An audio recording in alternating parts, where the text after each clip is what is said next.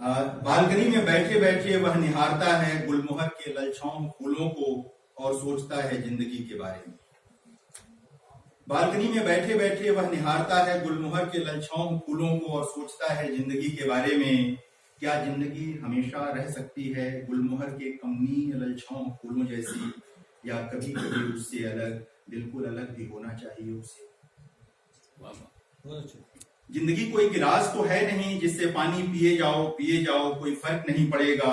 उस गिलास से तय नहीं हो सकता पानी का स्वाद। हाँ, गिलास बदलने से कुछ पल के लिए बदल सकता है आकर्षण पानी का। गिलास बदलने से कुछ पल के लिए बदल सकता है आकर्षण पानी का। लेकिन कोई बता सकता है क्या जिंदगी का स्वाद? लेकिन कोई बता सकता है क्या जिंदगी का स्वाद? है क्या कोई ऐसा विरला सक्षम के संपूर्ण अर्थों में सक्षम? क्षण क्षण बदलती है जिंदगी, क्षण क्षण बदलता है स्वाद। गौर से देखिए गुलमोहर के उस फूल को, पिछले क्षण वह बिल्कुल ऐसा ही नहीं था। पिछले क्षण वह बिल्कुल ऐसा ही नहीं था। नाना, कैमरे पर भरोसा मत कीजिए, उससे अधिक धोखा दे विभ्रमों का सर्जक कोई और नहीं मनुष्य की। नाना, कैमरे पर भरोसा मत कीजिए, उससे अधिक धोखा दे विभ्रमों का सर्जक कोई और नहीं मनुष्य की सृष्टि में। गुलमोहर के फूलों में आ रहे लेकिन न दिख रहे परिवर्तन को देखने के लिए ढूंढनी होगी तीसरी आंख, जो मिलती है अनुभव के कछारों में। खैर छोड़िए इस बात को, सोचिए इस बारे में कि क्या उस आदमी को जो सोच रहा है गुलमोहर के फूलों और जिंदगी के बारे में, कि सोचिए क्या उस आदमी को जो सोच रहा है गुलमोहर के फूलों और जिंदगी के बारे में ठीक ठीक कोई उत्तर दिया जा सकता है। वह आदमी अब भी निहार रहा है एकटक निर्निमेष गुलमोहर के फूलों को। इस समय उसके होठों पर मुस्कान की धूप है हल्की सी, नीम की नई नई पत्तियां अभी भीगी भीगी सी हैं। सुबह की बारिश अभी शेष है उनकी त्वचा में। सुबह की बारिश अभी शेष है उनकी त्वचा में। उस आदमी के ठीक बगल में आकर खड़ी उसकी पत्नी धीरे धीरे उंगलियां फेर रही है उसके बालों में। चाय अभी बाकी है प्याली में, मेरे पास इस अंतिम दृश्य के सिवा कोई और उत्तर नहीं है। मेरे पास इस अंतिम दृश्य के सिवा कोई और उत्तर नहीं है। कुछ तरतीब, कुछ बेतरतीब। मेट्रो में किनारे की सीट पर टेक लेकर बैठा वह आदमी निहार रहा है दूसरी तरफ टेक लेकर बैठे उस आदमी को जिसकी गोद में रखा है ताजे फूलों का गुलदस्ता। मेट्रो में किनारे की सीट पर टेक लेकर बैठा आदमी निहार रहा है दूसरी तरफ टेक लेकर बैठे उस आदमी को जिसकी गोद में रखा है ताजे फूलों का गुलदस्ता। निहारने वाले के ठीक बगल में बैठा मैं निहार रहा हूं बारी बारी दोनों को। निहारने वाले के ठीक बगल में बैठा मैं निहार रहा हूं बारी बारी दोनों को। दोनों क्या सोच रहे होंगे एक दूसरे के बारे में, इसका सिर्फ अनुमान लगाया जा सकता है।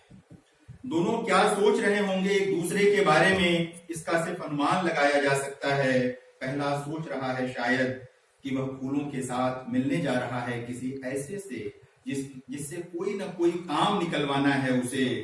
जबकि ठीक उन्हीं पलों में दूसरा सोच रहा है पहले के बारे में कि संभवतः वह उसे समझ रहा है विशेष, सोच रहा है कि कुछ अच्छा घटित हुआ है उसके जीवन में, किसी ने उपहार में दिया है उसे गुलदस्ता, और वह कल्पना कर रहा है अपने जीवन में कुछ उसी तरह के विशेष घटित होने। पहला फिर सोच रहा है कि आदमी को क्या क्या करना पड़ता है जिसे मन न करे कभी देखने का, उसे देना पड़ता है गुलदस्ता, उसके साथ मुस्कुराकर खिंचानी पड़ती है फोटो, भूल कर भी कोई बात नहीं करनी होती है उसकी क्रूरता की। कभी कभी तो उसकी क्रूरता को बताना पड़ता है मनुष्यता की रक्षा की कड़वी औसत। कभी कभी तो उसकी क्रूरता को बताना पड़ता है मनुष्यता की रक्षा की कड़वी औसत। यह महत्वाकांक्षा भी जालिम शय है, आदमी को नहीं रहने देती भीतर से आदमी सा। यह महत्वाकांक्षा भी जालिम शय है, आदमी को नहीं रहने देती भीतर से आदमी सा। यदि ऐसा न होता तो यह चमाचम चमक रहा है आदमी मन में अंधेरा लिए क्यों झुकने जाता किसी की चौखट पर। यदि जाना ही पड़ता यदि ऐसा न होता तो यह चमाचम चमक रहा है आदमी मन में अंधेरा लिए क्यों झुकने जाता किसी की चौखट पर। यदि जाना ही पड़ता कभी उधर तो जाता थूकने या कहता मुहावरे में, मैं तो उधर पेशाब करने भी नहीं जाता।